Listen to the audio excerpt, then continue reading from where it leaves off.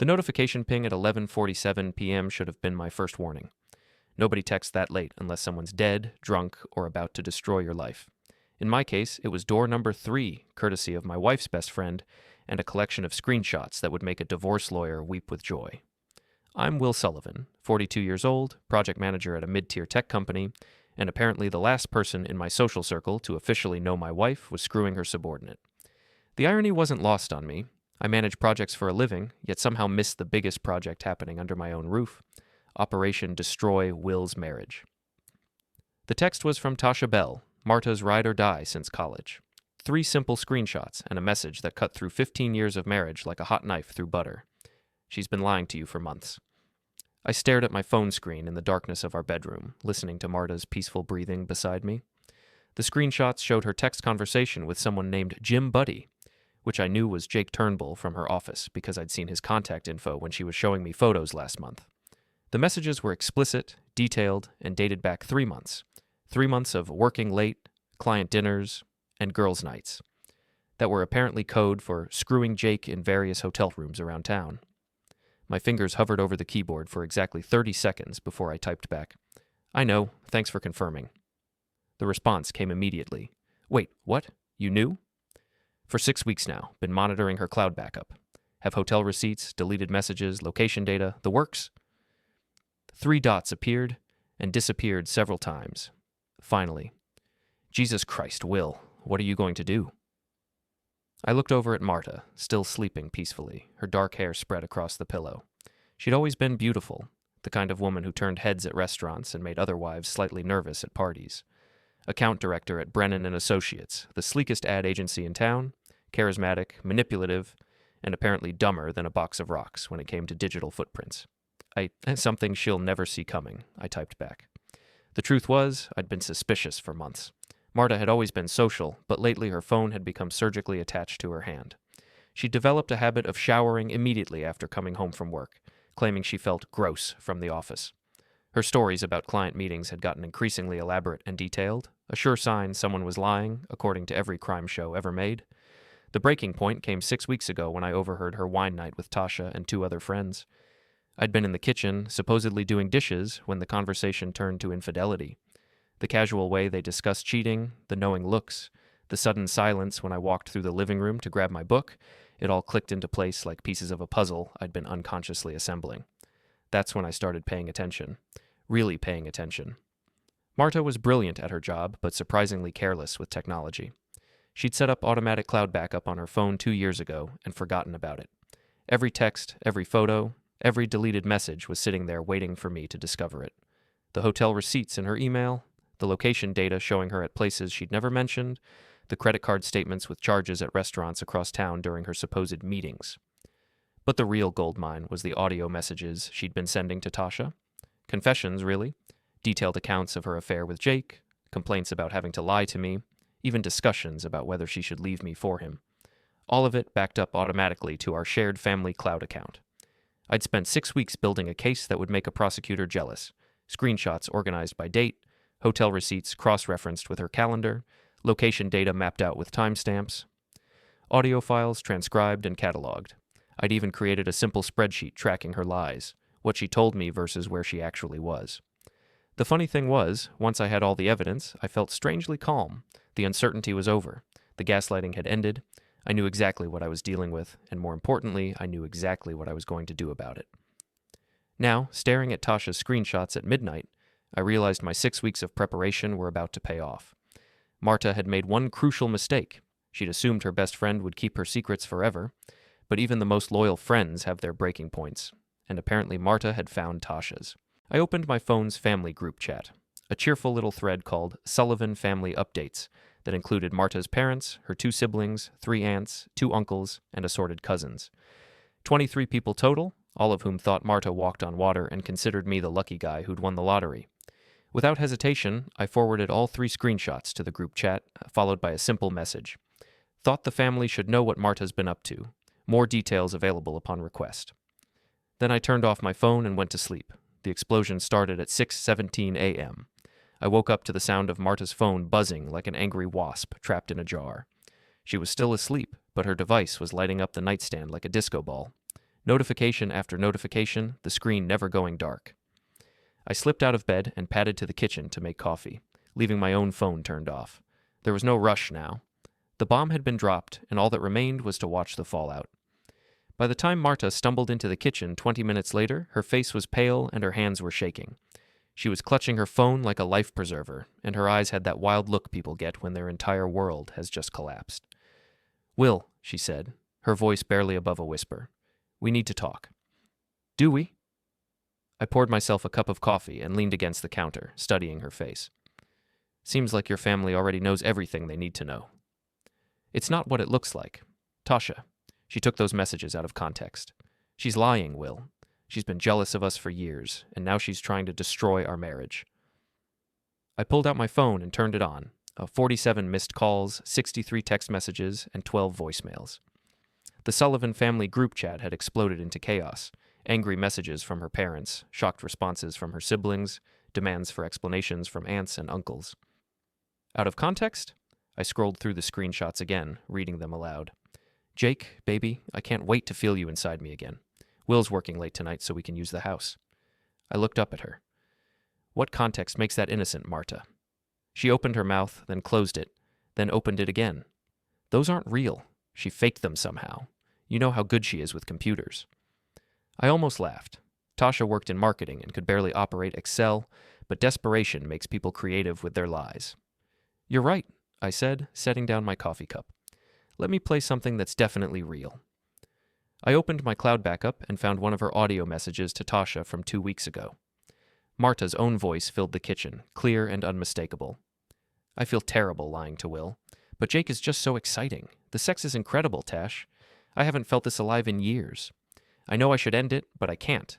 Will's a good man, but he's so predictable. Jake makes me feel like a woman again." The color drained from Marta's face as she listened to her own words. When the message ended, the kitchen fell silent, except for the continued buzzing of her phone. "Where did you get that?" she whispered. "Your cloud backup. Same place I got the hotel receipts, the deleted text messages, and the location data showing you at Jake's apartment every Tuesday and Thursday for the past 3 months." I pulled up another file on my phone. "Would you like to hear the one where you and Tasha discuss the best lies to tell me?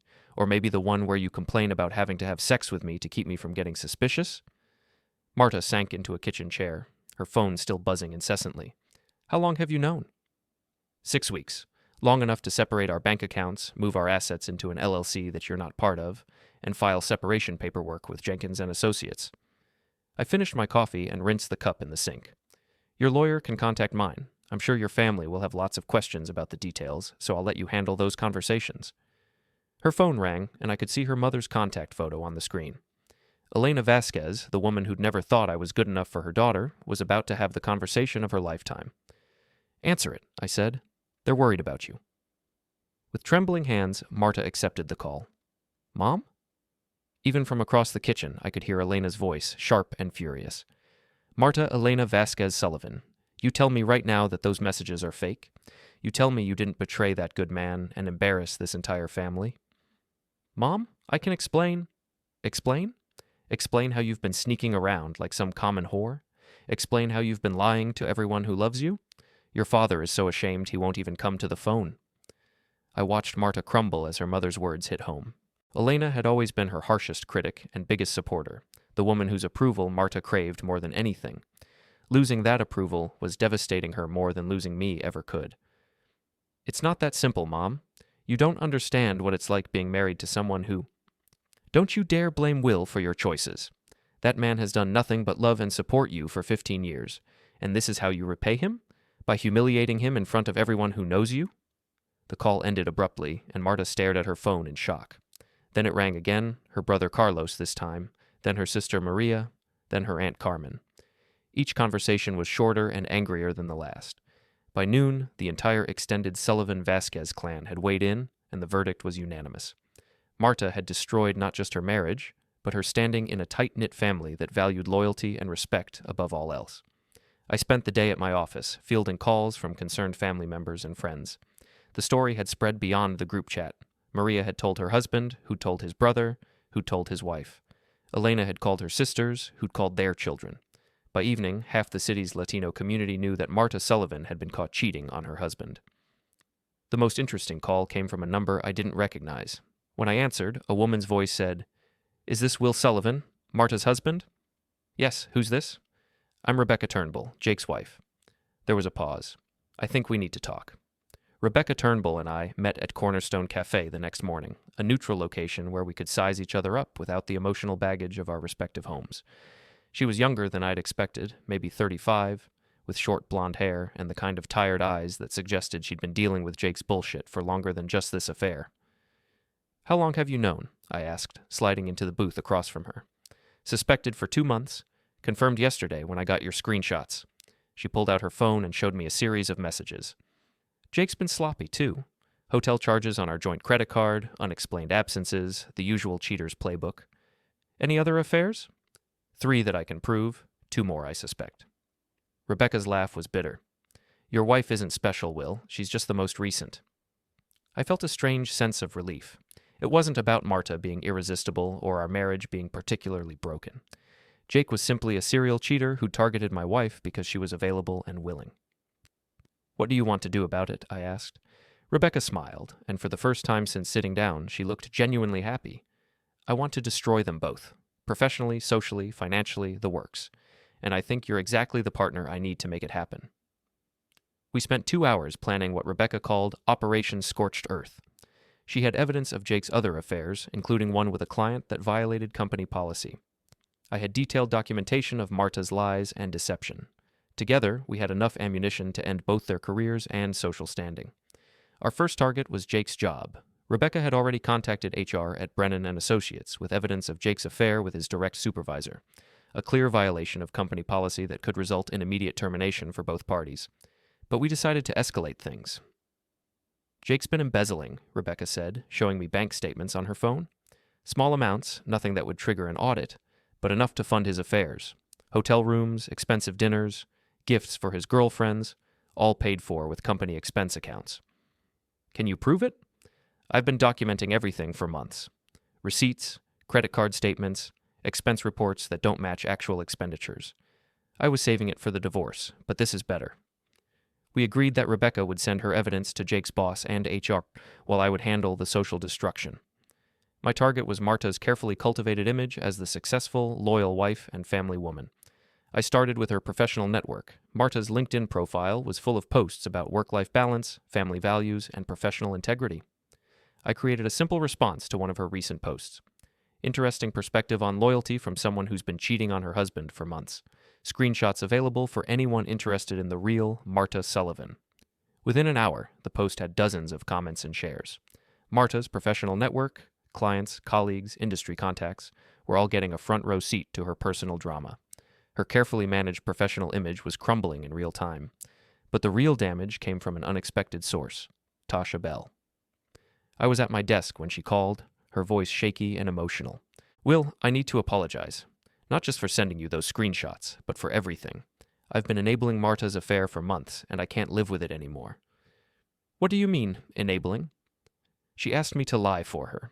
Create alibis, delete evidence, cover for her when she was with Jake.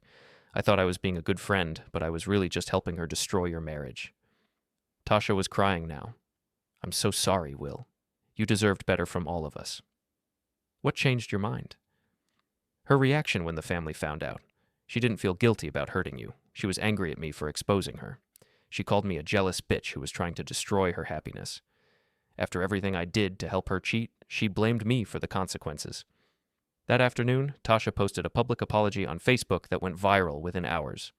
I owe a public apology to Will Sullivan and anyone else who believes in loyalty and honesty. For the past 3 months, I helped my friend Marta Sullivan hide her affair with Jake Turnbull. I created alibis, deleted evidence, and lied to her husband repeatedly.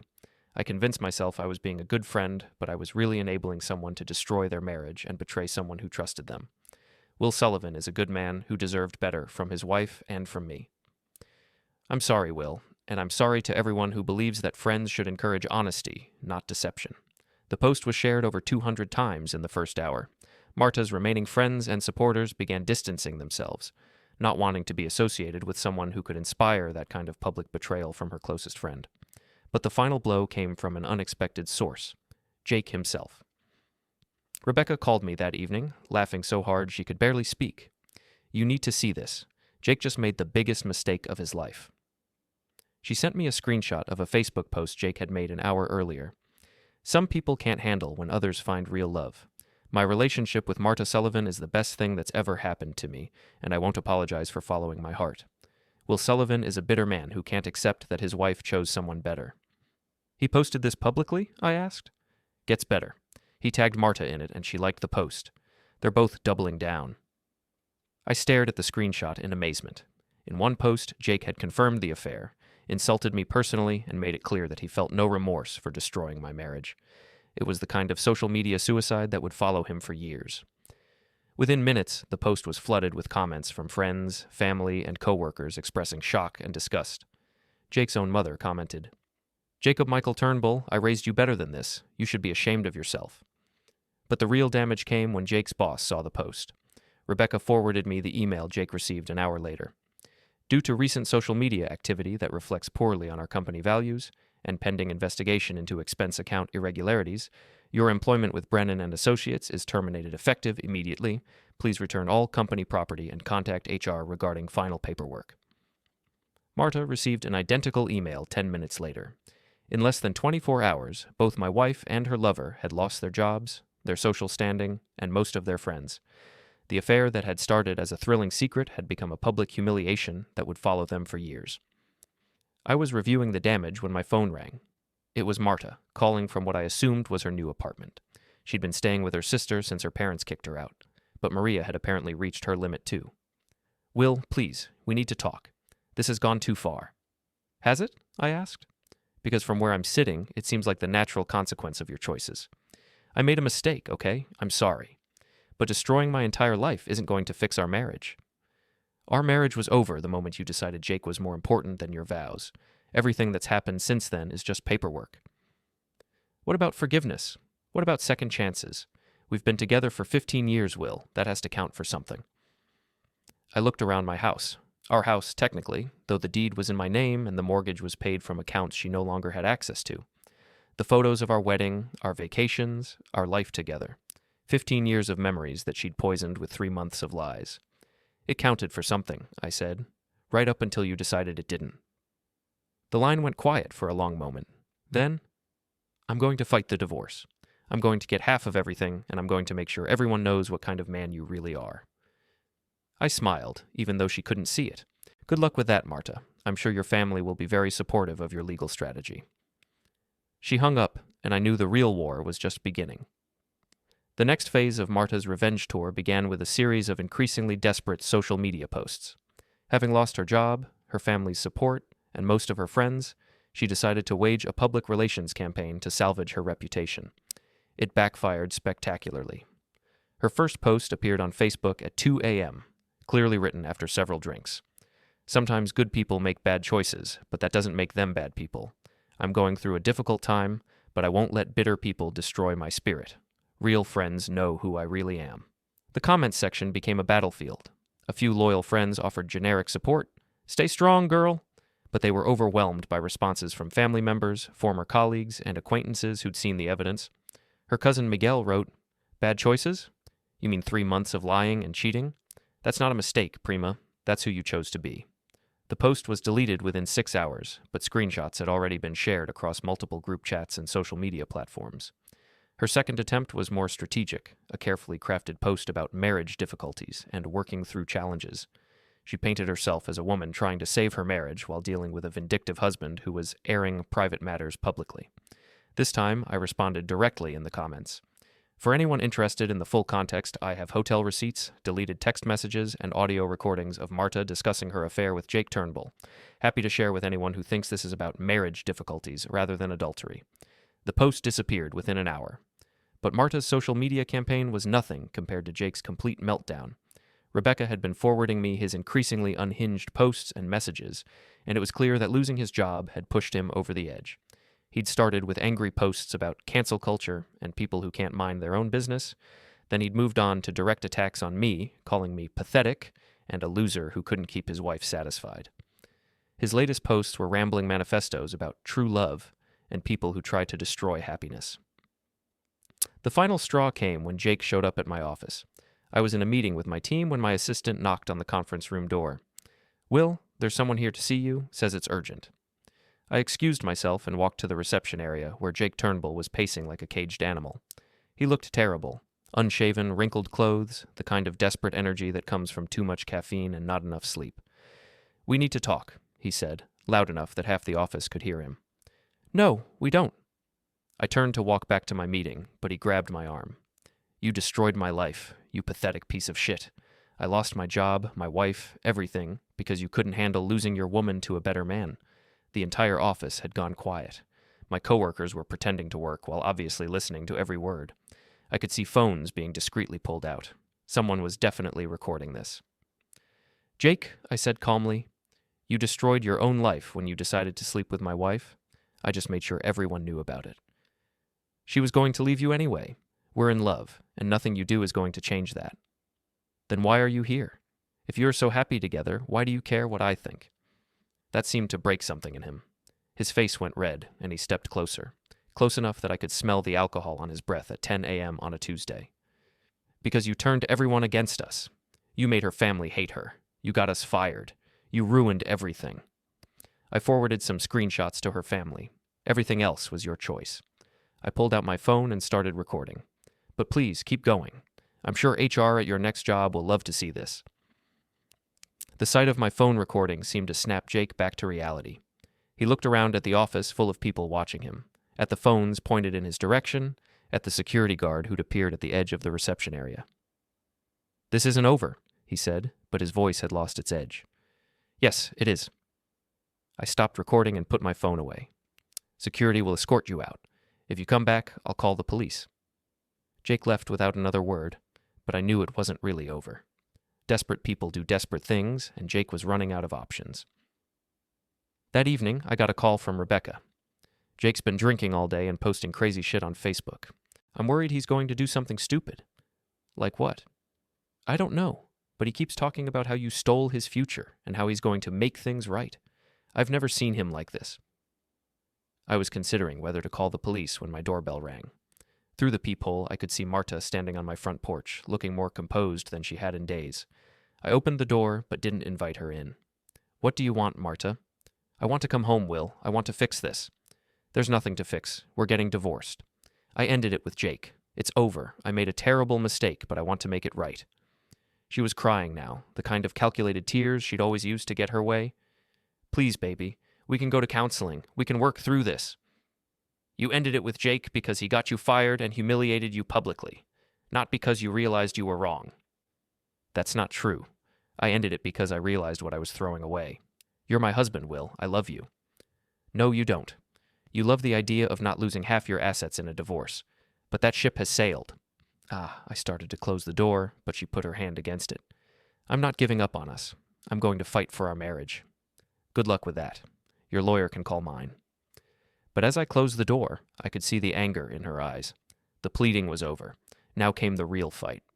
Marta's declaration of war began with a legal filing that would have been impressive if it hadn't been so delusional. Her attorney, a bottom-tier divorce lawyer who specialized in hopeless cases, filed a motion claiming I had deliberately sabotaged the marriage through emotional abuse and public humiliation. The filing painted me as a controlling husband who had systematically isolated Marta from her friends and family, then orchestrated a campaign of harassment when she tried to leave the marriage. According to her lawyer, sharing the screenshots of her affair was revenge porn designed to destroy her reputation and career. My attorney, Sandra Jenkins, called me laughing after she received the filing. "Will, this is the most ridiculous thing I've seen in 20 years of practice. She's claiming you emotionally abused her into having an affair, then abused her more by exposing it. It's not going to work." "What about her claim that I isolated her from friends and family?" "With what evidence? Her own family kicked her out after seeing proof of her affair. Her best friend publicly apologized for helping her cheat. Her coworkers saw her making out with Jake at the office Christmas party. If anything, she isolated herself." But Marta wasn't done. Having failed in court, she decided to wage her campaign in the court of public opinion. She started giving interviews to anyone who would listen, painting herself as a victim of domestic abuse who had been driven to seek comfort elsewhere. Her first interview was with a local blogger who specialized in women's empowerment stories. The piece, titled How My Husband's Emotional Abuse Drove Me to Seek Love Elsewhere, was a masterpiece of revisionist history. According to Marta, I was a controlling husband who monitored her communications, isolated her from friends, and refused to show her affection. The affair with Jake was portrayed as a desperate attempt to feel valued and loved.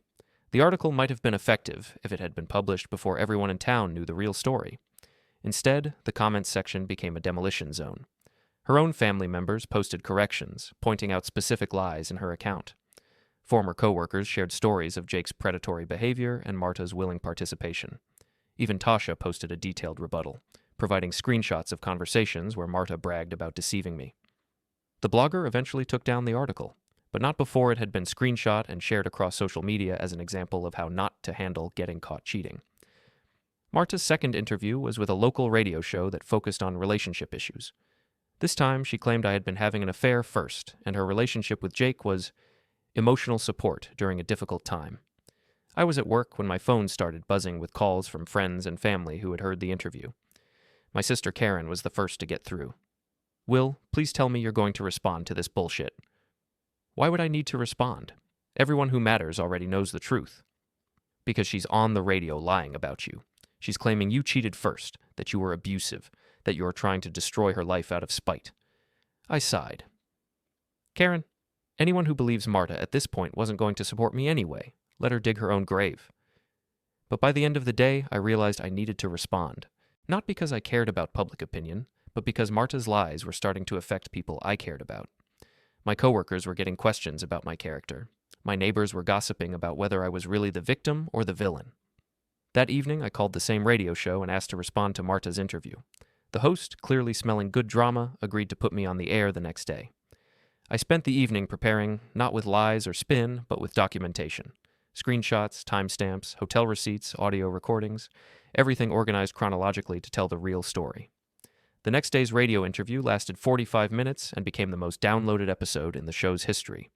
I walked through the timeline methodically, playing audio recordings of Marta confessing her affair to Tasha, reading text messages where she bragged about deceiving me, and providing hotel receipts that contradicted her claims about when the affair started.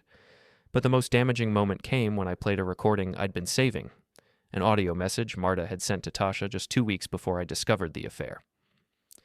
I feel bad sometimes about lying to Will, but honestly, he's so trusting it's almost insulting. He believes everything I tell him. Sometimes I wonder if he's just stupid or if he doesn't care enough to pay attention. Either way, it makes this whole thing easier. The radio host was silent for a full 10 seconds after that recording ended. Finally, he said, Marta, if you're listening, you might want to reconsider your strategy here. The interview went viral within hours. Local news stations picked up the story, social media exploded with commentary, and Marta's remaining supporters quietly disappeared. Her own lawyer called Sandra the next day to discuss settlement terms. But Jake wasn't ready to surrender. Having lost his job, his wife, and most of his friends, he'd apparently decided that I was responsible for all his problems. His social media posts had become increasingly threatening, and Rebecca was genuinely worried about what he might do. The confrontation I'd been expecting finally came on a Thursday evening as I was leaving my office. Jake was waiting by my car, looking even worse than he had during his office visit. Unshaven, bloodshot eyes, the kind of desperate energy that comes from someone who has nothing left to lose. We need to finish this, he said as I approached my car. There's nothing to finish, Jake. You lost your job because you were embezzling and sleeping with your boss. You lost your wife because she found out about your other affairs. I didn't cause your problems, I just exposed them. Bullshit. Everything was fine until you decided to play detective. Marta and I were happy, Rebecca and I were getting divorced anyway, and my job was secure. You destroyed all of that because you couldn't handle losing. I pulled out my phone and started recording. Jake, you're drunk and you're making threats. I suggest you go home and sleep it off. I'm not threatening you, you pathetic piece of shit. I'm promising you, I'm going to make you pay for what you did to us. That's when he made his mistake. Jake lunged forward, trying to grab my phone. I sidestepped and he stumbled into my car. When he straightened up, his face was red with rage and embarrassment. You think you're so smart, don't you? You think you won? I think I'm going home to have dinner while you're standing in a parking lot making threats because your life fell apart. I stopped recording and put my phone away. The difference between us, Jake, is that I didn't destroy your life. You did that all by yourself. I got in my car and drove away, leaving him standing there. But I knew this wasn't over. Desperate people escalate, and Jake was running out of ways to blame other people for his choices. The final escalation came 2 days later, when Jake showed up at my house at midnight, drunk and carrying a baseball bat. The sound of breaking glass at 12:17 a.m. should have terrified me, but instead I felt a strange sense of satisfaction. Jake had finally crossed the line from pathetic to criminal, and I was ready for him. I'd been expecting this escalation for days. Rebecca had been forwarding me Jake's increasingly unhinged social media posts, and his threats in the parking lot had made it clear he was building towards something desperate, so I'd prepared. The security cameras I'd installed around my house the week before were recording everything in high definition. The motion sensors had already sent alerts to my phone and to the security company, and the baseball bat Jake was carrying as he stumbled around my front yard was about to become evidence in a criminal case. I called 911 from my bedroom window, speaking quietly as I watched Jake take another swing at my mailbox. "This is Will Sullivan at 1247 Oak Street. There's an intoxicated man with a baseball bat destroying my property. I have video evidence, and I need police response." While I waited for the police, I live-streamed Jake's breakdown to Facebook. The video showed him stumbling around my yard, screaming incoherently about how I'd ruined his life and stolen his future. He took swings at my fence, my mailbox, and my car before finally collapsing on my front lawn. The live stream attracted viewers immediately: friends, family, coworkers, and random people who'd been following the drama. The comments poured in. "Is this really happening right now? Someone call the police. This guy has completely lost it. Will, stay inside and let the cops handle this." The police arrived 8 minutes later, finding Jake passed out on my lawn with the baseball bat beside him. They arrested him for vandalism, public intoxication, and criminal threats. The whole thing was captured on my security cameras and witnessed by nearly 200 people on the live stream. But the real showdown was still coming. The next morning, Marta called me in a panic. "Will, you have to drop the charges against Jake. This has gone too far. Jake showed up at my house drunk with a baseball bat and destroyed my property. That's not my fault. He's having a breakdown. He lost everything because of what you did. You could show some compassion." "Compassion? Like the compassion you showed me when you were lying to my face for 3 months?" I was done being reasonable. Jake made his choices, and now he gets to live with the consequences, just like you do. "I'm coming over. We need to talk about this like adults." "No, you're not. You don't live here anymore, and you're not welcome here." But Marta had never been good at accepting boundaries. An hour later, she was pounding on my front door, demanding to be let in. When I didn't answer, she started screaming at the door loud enough for the neighbors to hear. "Will, open this door. I'm still your wife, and this is still my house." I opened the door but kept the security chain attached. "Actually, the house is in my name. The mortgage is paid from accounts you don't have access to, and we're separated. You have no legal right to be here." "I have every right. I lived here for 15 years. And you gave up that right when you decided Jake was more important than your marriage." I started to close the door, but she pushed against it. "I'm not leaving until we talk about this." That's when I made the decision that would end this entire drama once and for all. I pulled out my phone and started live streaming to Facebook again, making sure the camera captured both of us. For anyone who's been following this situation, my estranged wife Marta is currently at my door demanding to be let into the house she moved out of after I discovered her affair. She wants me to drop criminal charges against her lover, who showed up here last night with a baseball bat. I turned the camera toward her. "Marta, would you like to explain to everyone why you think I should show compassion to the man who threatened me?" Marta's face went white when she realized I was live streaming. "Turn that off. You can't record me without permission." "Actually, I can. You're on my property, and this is a public conversation." The viewer count was climbing rapidly, 50, 70, 100 people watching in real time. "But please, tell everyone why Jake deserves compassion for showing up here drunk with a weapon. He's having a mental breakdown because you destroyed his life. I destroyed his life by forwarding screenshots of your affair to your family. You know it was more than that. You got us fired. You turned everyone against us. You humiliated us publicly." The comments on the live stream were brutal. "Lady, you humiliated yourself by cheating.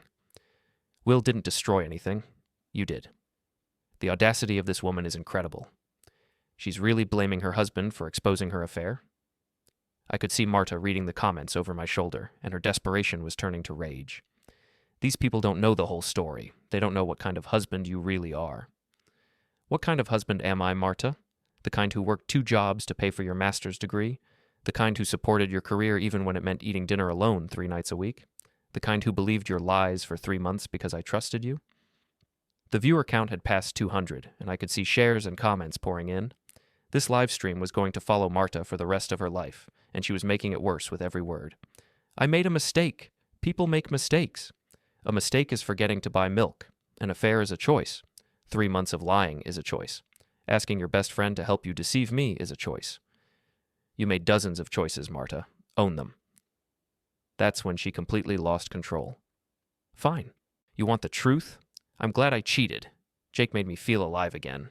You're boring, Will. You're predictable and boring, and I was dying inside this marriage. The live stream comments exploded.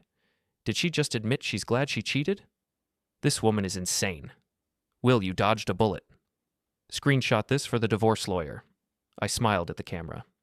And there you have it, folks. The real Marta Sullivan. Not the victim she's been pretending to be, but a woman who's glad she destroyed her marriage and humiliated her family. I looked directly at her. Thanks for clearing that up. I'm sure your parents will love seeing this. Marta realized what she'd done. Her face crumpled, and she started crying. Real tears this time, not the calculated ones she'd used before. Turn it off, Will. Please, you've won. Just turn it off. I didn't win anything, Marta. I just stopped losing. I ended the live stream and closed the door. The video was shared over 500 times in the first hour. Local news stations picked it up, and it became a viral example of how not to handle getting caught cheating. Marta's final public humiliation was complete, and this time it was entirely her own doing. 3 days later, her lawyer called Sandra to discuss settlement terms. Marta wanted out of the marriage as quickly as possible, with minimal publicity and minimal assets. She'd finally realized that the longer this dragged on, the worse she looked. The divorce was finalized 6 weeks later. Marta got her car, her personal belongings, and enough money to start over somewhere else. I got the house, the business assets, and my freedom from 15 years of marriage to someone who'd never really loved me. Jake pleaded guilty to vandalism and criminal threats, receiving probation and a restraining order that kept him away from me and my property. He moved back in with his parents and took a job at a call center, his career in advertising permanently destroyed. Rebecca and I stayed in touch, bonding over our shared experience of betrayal and recovery. 6 months after our respective divorces were final, we started dating. It wasn't a rebound relationship. It was two people who understood each other's pain and chose to build something better together. The last I heard, Marta had moved to Phoenix and was working at a small marketing firm under her maiden name. Jake was still living with his parents and posting occasionally on social media about starting over and learning from mistakes. As for me, I kept the house, got a promotion at work, and learned that sometimes the best revenge isn't elaborate planning or careful strategy. Sometimes it's just letting people reveal who they really are and stepping out of the way while they destroy themselves. The screenshots that started this whole mess are still saved on my phone, not because I need them anymore, but because they remind me of an important lesson. When someone shows you who they are, believe them the first time, and when they try to blame you for the consequences of their choices, let them do it publicly so everyone else can see who they really are too.